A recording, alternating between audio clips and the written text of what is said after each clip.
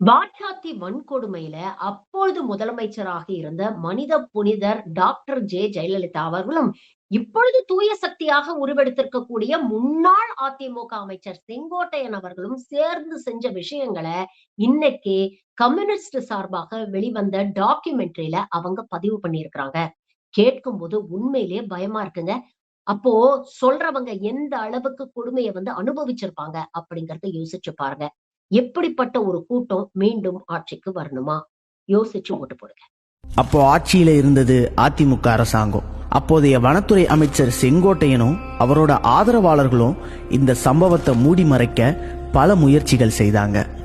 எங்களை கொலை பண்றதுக்கான முயற்சிகள்லாம் நடந்தது ஆரம்பத்தில். என்ன அதிமுக ஆட்சி தானே தொடர்ந்து நடந்துட்டு இருந்தது.